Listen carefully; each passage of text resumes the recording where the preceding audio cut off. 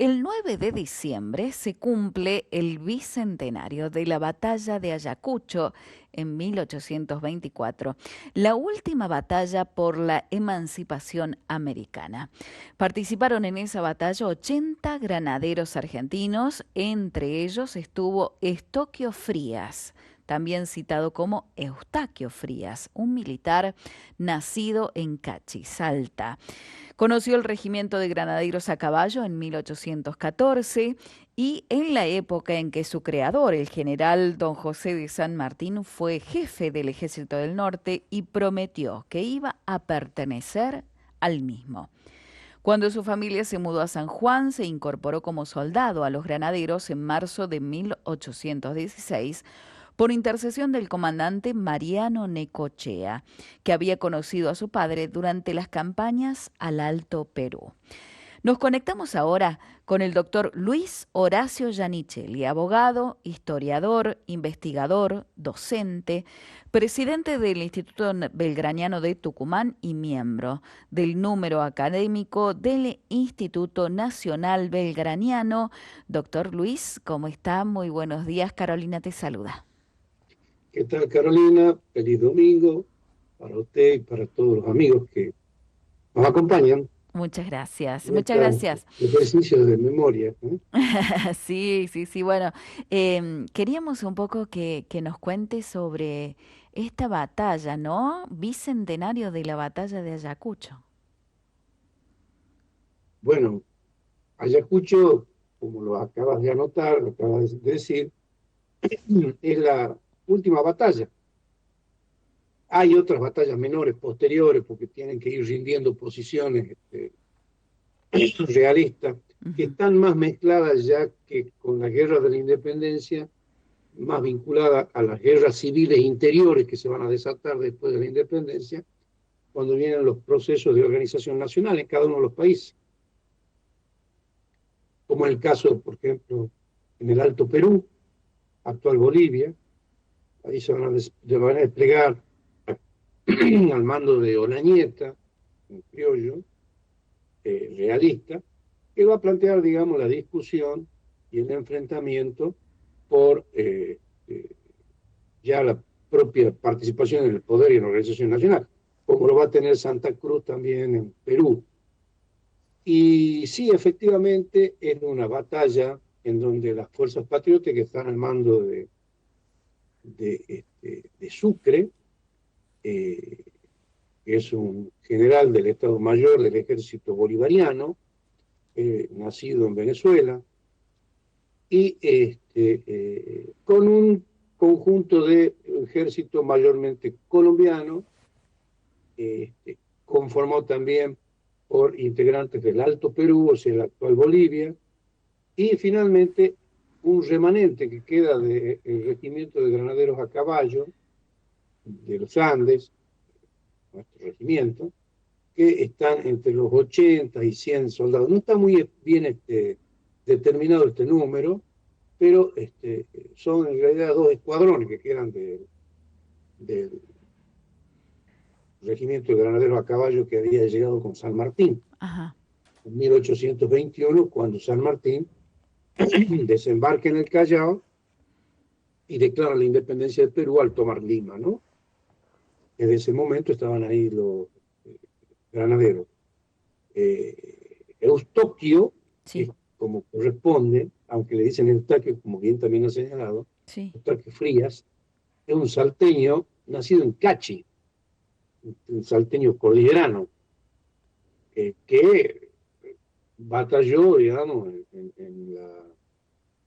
en servicio del ejército patriota, eh, eh, y estuvo, por supuesto, en el ejército de San Martín, y luego se incorporó al ejército bolivariano con el tema de estos dos escuadrones de granaderos. Él pertenecía a este regimiento de granaderos finalmente, Sí. así que estuvo ahí junto a Lavalle, junto a Francisco Javier Arauz de la Madrid, Ujú. tucumano, hermano de Gregorio Arauz de la Madrid.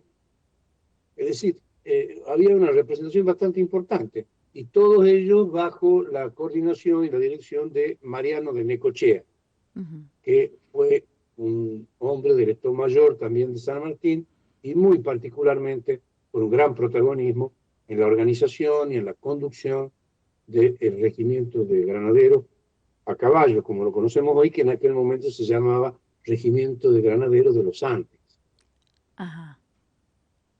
Esta batalla fue una batalla que tiene todo un contexto político complicado, porque en el momento que se está por desarrollar la batalla, en España se ha producido una crisis. Con el retorno de Fernando VII, allá en 1814, se habían frustrado todos los proyectos españoles de liberalizar la organización del gobierno y la monarquía española, porque Fernando VII reinstauró el absolutismo monárquico, donde el rey era todo y no había ningún tipo de participación. El rey era poder judicial, era poder ejecutivo y poder legislativo. Al frente de ellos estaban todos los que se llamaban, digamos, los españoles liberales, que fueron los que en 1812 dictaron la Constitución de Cádiz, donde se establecía una organización de la monarquía española que debía ser una monarquía parlamentaria. Monarquía parlamentaria es la monarquía la inglesa, digamos. Y Fernando VII había frustrado todas estas posibilidades. Pero en 1820 se produce un levantamiento, hay un conflicto contra Fernando VII, Sí. se está iniciando también la discusión de la sucesión, porque no tiene un heredero varón, bueno, hay una serie de conflictos ahí en la corona española, pero lo cierto es que se dividen entre los fernandistas y los liberales, los españoles, en una muy radicalizado enfrentamiento, donde inclusive hay levantamientos de regimientos en contra de la autoridad del rey y otros que son favorables al rey, casi ingresando en una guerra civil España. Entonces, Fernando VII se ve obligado a negociar con los sectores liberales y admite que se organice un parlamento, si bien, por supuesto, con facultades muy restringidas en relación a lo que pretendían los sectores, digamos, republicanos o los liberales.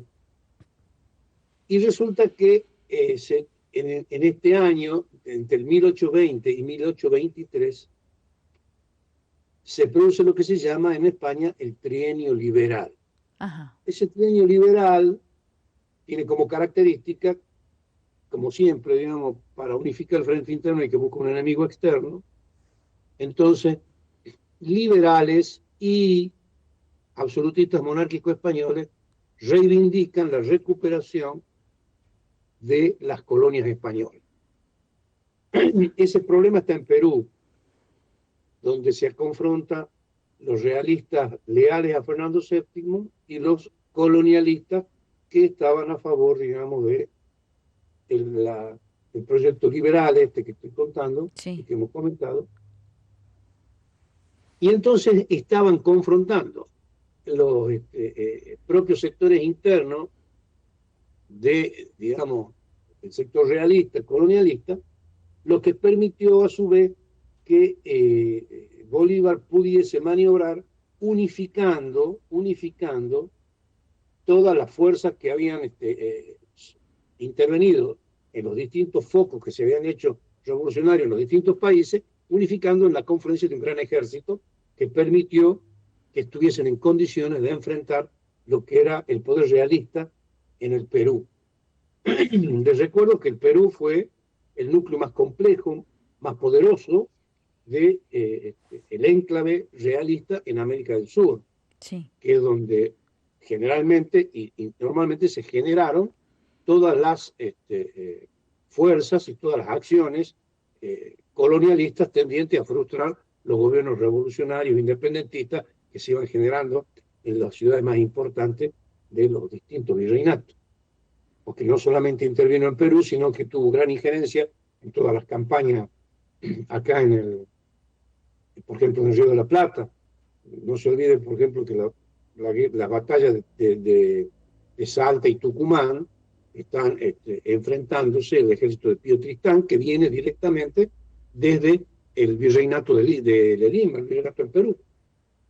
Bueno, en estas condiciones se llega a esta confrontación en el escenario, que sería interesante, de esta batalla es en la Pampa de Quinoa, a unos kilómetros de Lima. Yo estaba ahí.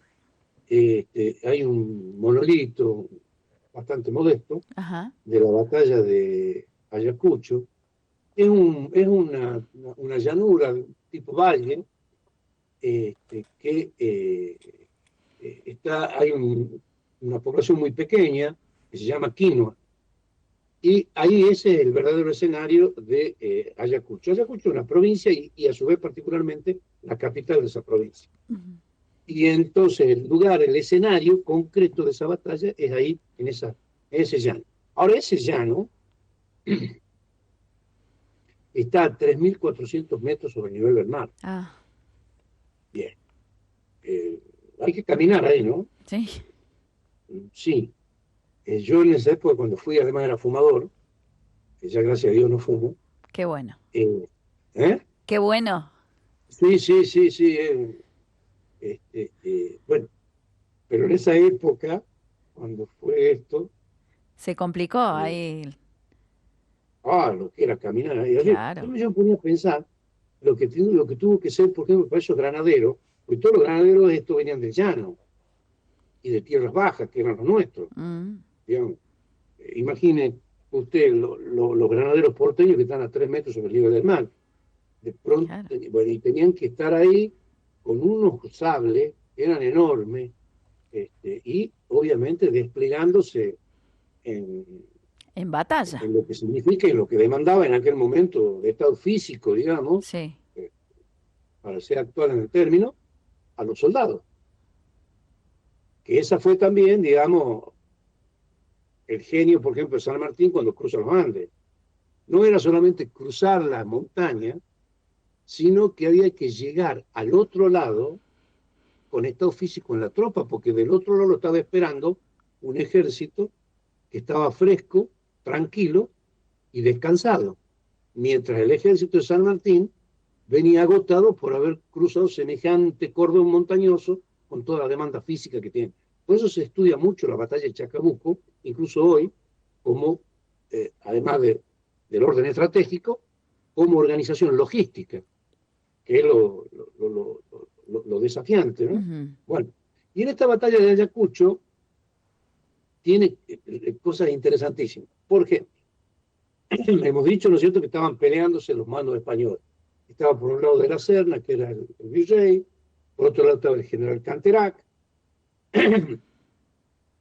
y estos militares, y estaba Baldomero también, Sí. y todos estos militares están jugando la última ficha que tienen, el último recurso que tienen, para lograr mantener el virreinato del Perú, y si eso se mantenía, obviamente podían ellos tener alguna esperanza de recuperación o de entablar una negociación en donde quede parte de estos virreinatos en manos de España. Esta fue la posibilidad política en esa discusión y en ese conflicto. Nada de esto pudo ser posible. Las posiciones de los patriotas, encabezados por Bolívar, fueron todo nada, o era rendición incondicional o nada.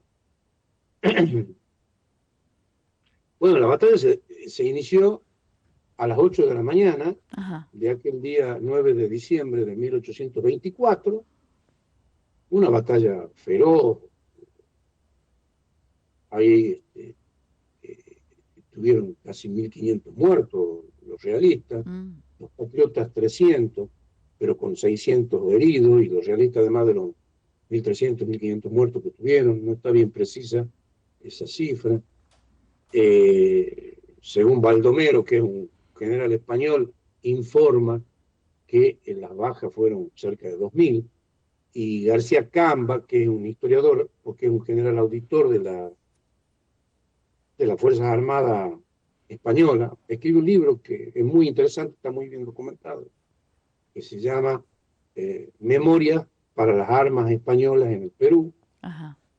Ahí dice que fueron más de 1800 los muertos que tuvieron en el bando realista, ¿no? Bueno, fue finalmente una capitulación total. La derrota fue total, Sí. eh, inclusive de la Serna, el virrey cae prisionero, de modo que ya no quedaban chances de que puedan organizar o centralizar una nueva conducción para la fuerza realista.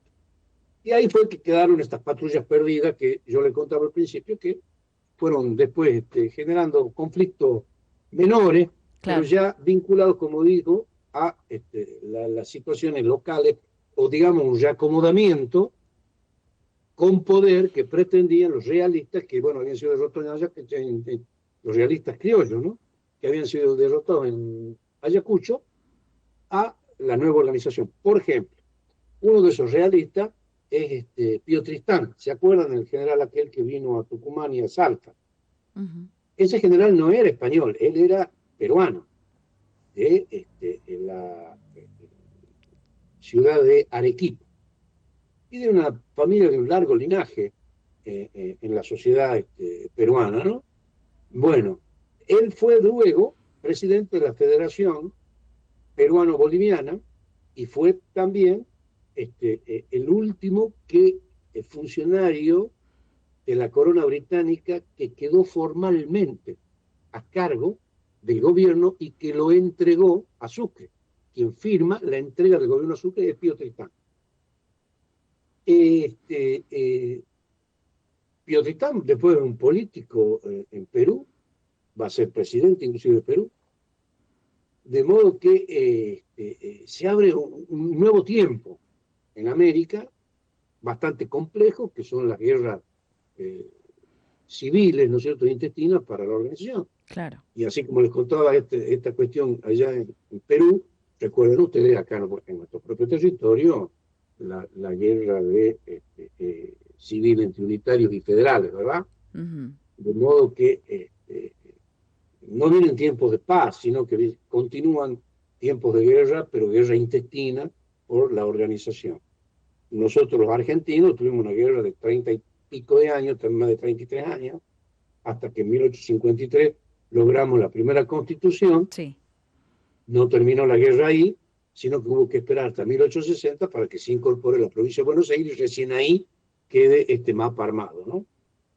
Bueno, en el camino, en 1825, se independiza Bolivia, que no debió tampoco hacerse eso, pero fue posible por el gobierno rivadaviano de, de Buenos Aires, que es otra historia y otro día lo comentamos. Pero bueno, esta fue, digamos, el final de la colonia de más de 300 años eh, en América, en esta batalla, el mariscal Sucre, Ujú. eh, que tiene poca prensa, digamos, por acá en, en el Río de la Plata, pero realmente fue importantísimo, no solamente acá en Ayacucho, que desplegó una gran maniobra y demostró una gran capacidad militar en la conducción del ejército, sino que Antonio José de Sucre también fue un hombre político de una marcada definición republicana, porque también entre las discusiones que había en aquel momento en toda América acerca de cómo se iban a organizar la nueva, los nuevos estados, los nuevos países, bueno, estaba la duda, unos se inclinaban por las monarquías parlamentarias y otros por la república. Bueno, Sucre fue un republicano que finalmente fue víctima también de los enfrentamientos internos, ¿no? Ujú. Fue muerto después de dejar ya Bolivia independiente y el Perú independiente en el gran enfrentamiento que se produjo allá en el norte de Sudamérica entre Venezuela y Colombia, que en principio conformaban un solo estado que se llamaba la Gran Colombia, pero terminó siendo Venezuela por una parte y Colombia por la otra. Y esa Colombia también tenía dentro de su territorio a lo que es el actual territorio de Panamá, del país Panamá, no está el canal, Digamos que que en el año 1901 se va a independizar a instancia de Estados Unidos, que lo separa de Colombia para poder hacer el canal que tenía soberanía norteamericana. Bueno, esta historia pues ya finalizó el siglo XIX. claro. Luis, esta batalla de Ayacucho podríamos decir que tuvo mucha importancia, ¿no? En su momento queríamos saber los argentinos, que en este caso fueron 80 los que estuvieron allí en esa batalla, ¿no? Sí, y viene, bueno, y ha señalado, por ejemplo, un personaje como Eustoquio Fría, el salteño, que era de Cachi, ya creo ya lo dije, este, un heroico soldado, que además es interesantísimo porque murió como de 90 años, Ajá, lo que en aquella época era una edad extraordinaria, ¿no? Eh, sí. Muy pocos llegaban a esa edad. A San Martín, por ejemplo, se sostiene que murió de viejo y tenía 72 años. Este, bueno, hoy día no es tanto. Pero Eustoquio Fría murió de 90 años. Él había nacido en 1901, 1900, en 1801, perdón, 1800. Así que realmente llegó casi hasta la postrimería del siglo XIX. Ujú. Intervino luego después en la guerra, no solamente en Ayacucho, sino que después intervino en la guerra de organización nacional, ¿no? Este, Estuvo, por ejemplo, en la guerra de la Confederación Peruano-Boliviana contra la Confederación Argentina, peleando del lado argentino, eh, eh, que peleó al mando del general Alejandro Heredia, que era general y a la vez era el gobernador de Tucumán, de donde era nacido. Ujú. Eso fue durante la década del 30, entre 1830 y 1840, ya independizado, por supuesto, y en esta guerra que estaban dirimiendo también, además de las internas estas que hemos comentado recién, dirimiendo los límites de los nuevos países. Y entonces ellos reclamaban, la Confederación Peruano-Boliviana reclamaba el norte argentino, que era Jujuy y parte de lo que es actualmente la provincia de Salta.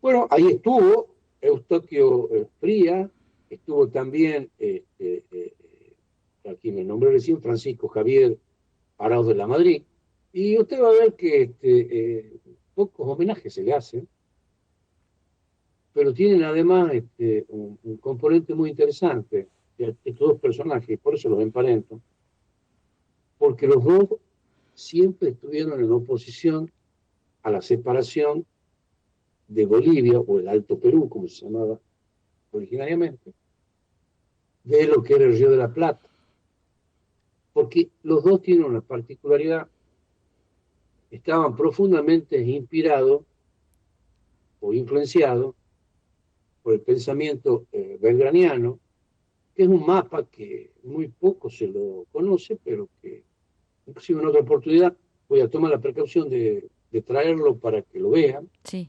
que era el mapa que concebía Belgrano y muchos otros, eh, la Madrid, Paso, en fin, eh, el propio Castelli, en su hora más temprana, muere muy iniciada la revolución en 1812, pero ya tenía esa idea. En fin, el caso es que este plano era de un estado bioceánico, porque era Ajá. el Alto Perú de entonces, Bolivia de hoy, más el territorio argentino. Pero cuando digo Bolivia, estoy diciendo la Bolivia que tenía la salida al mar, es decir, antes de la Guerra del Pacífico, que es en el año 1875, Sí. que es la guerra entre Chile, Perú y Bolivia, donde Bolivia, al final de esa guerra, termina perdiendo su salida al mar. De modo que este plano, este mapita que tenían en aquel momento, era un país bioceánico. Muy interesante. Y se Recién, frustró. recién usted, Horacio, hablaba sobre la poca cantidad de homenajes, ¿no? Y ahí la producción nos acerca que el pasado viernes 20 de septiembre, justamente en ocasión del aniversario número 223 del nacimiento del guerrero de la independencia, Eustoquio Frías, no sé si tenemos imágenes, Maru, se llevó a cabo un acto en Cachi, su pueblo natal. Allí Sí. estamos viendo imágenes, una delegación del Regimiento de Granaderos a Caballo, General San Martín, bajo la dirección del capitán Jorge Pastor Zamudio, viajó a la localidad para rendir homenaje al militar. Durante la ceremonia se descubrió un busto en su honor realizado por la artista salteña Pilar Blasco, marcando así su legado histórico en la región. Qué bueno, Luis, que se comience un poco a tener este homenaje a tantos hombres que trabajaron por la independencia, ¿no? Fantástico, una hermosa noticia. No estaba al tanto. Sí, sí, me lo acaba de acercar la producción. Fantástico, fantástico. Este, yo he ido en mis mocedades mucho a Cachi, e inclusive tengo un intento de trepada del nuevo de Cachi, tenía 15, 16 años. No he llegado a la cumbre, así que tampoco. Bueno, pero me parece fantástica esta noticia de que en Cachi se haya hecho un homenaje a este hijo directo de aquella comunidad histórica. Ujú, Cachi es un pedacito de historia que se mete en las profundidades de los tiempos de la conquista. claro. Así que me parece fantástico este honor merecido Ujú, que hayan rescatado la figura de un hombre común, de un hombre del pueblo, ujú. que en aquellos años,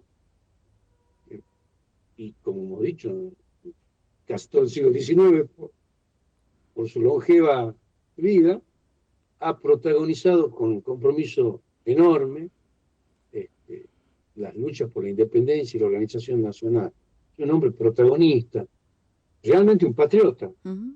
en todos los sentidos, para la independencia y luego para la organización nacional, digamos, absolutamente comprometido con el interés y el destino de su nación, de su patria.